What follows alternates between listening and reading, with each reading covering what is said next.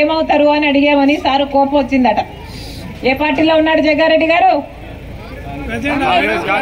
ఏ party? కాంగ్రెసేనా?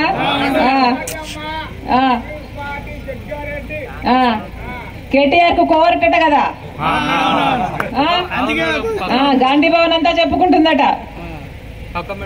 మరి ఈయన రాజశేఖర్ రెడ్డి బిడ్డ ఎందుకు పార్టీ పెట్టిందని, రాజశేఖర్ రెడ్డి బిడ్డ ఎందుకు వచ్చిందని, రాజశేఖర్ రెడ్డి ఆయనను పార్టీలో నుంచి పిలిచాడని రాజశేఖర్ రెడ్డి గారి గురించి పిచ్చి పిచ్చిగా మాట్లాడాడు ఈ జగ్గారెడ్డి గారు.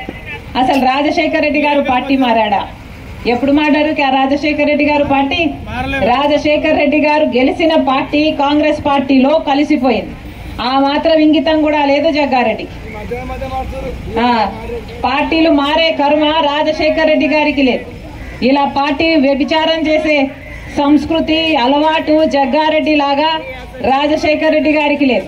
పొద్దున టీఆర్ఎస్, మధ్యాహ్నానికి బీజేపీ, సాయంత్రానికి కాంగ్రెస్. ఏ పార్టీ పడితే ఆ పార్టీ, ఎవడు పిలిస్తే అక్కడికి పోతాడట. పిలిచినందుకు వాళ్ళు ఈయన శీలం దోచుకున్నారట.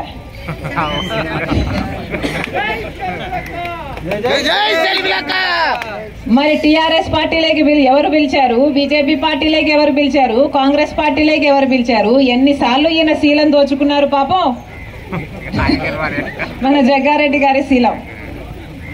ఎవరికి చెప్పుకుంటాడు ఈయన? ఎవరి కథలు చెప్తున్నాడు? అసలు ఒక్క రోజైనా కేసీఆర్ గారు ఒక్క ఎకరానికైనా నీళ్ళు ఇవ్వలేదు కదా 8 సంవత్సరాలలో. మీ సంగారెడ్డికి ఒక్కసారైనా కొట్లాడా ఈ జగ్గారెడ్డి గారు? ఒక్కసారైనా కొట్లాడా ఈ జగ్గారెడ్డి గారు?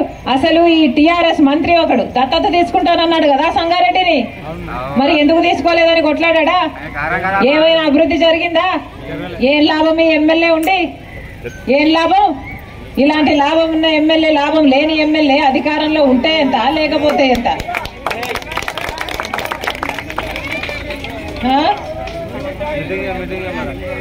మాడతారు అంతే. పార్టీలు మాడేవాడికి కావాల్సింది ఏమిటి? రేటు. పశువులను కొనుక్కునేటట్టు కొనుక్కునేవాడు రేటు పలకాలి, అమ్ముడు పోయేవాడు రేటు ఇవ్వాలి. గిట్టుబాటు కుదిరిందంటే అమ్ముడు పోతారు. అదే కదా జరిగేది. ఇప్పుడు కాంగ్రెస్ లో ఉన్నాడు, రేపు ఏ పార్టీలో ఉంటాడో ఈసారు. అందుకే ఆలోచన చేయమంటున్నామమ్మా. కేసీఆర్ గారైనా, కాంగ్రెస్ పార్టీ అయినా, బీజేపీ పార్టీ అయినా ప్రజల కోసం నిలబడ్డాయా 8 సంవత్సరాలు? ప్రజల కోసం కొట్లాడినాయా 8 సంవత్సరాలు?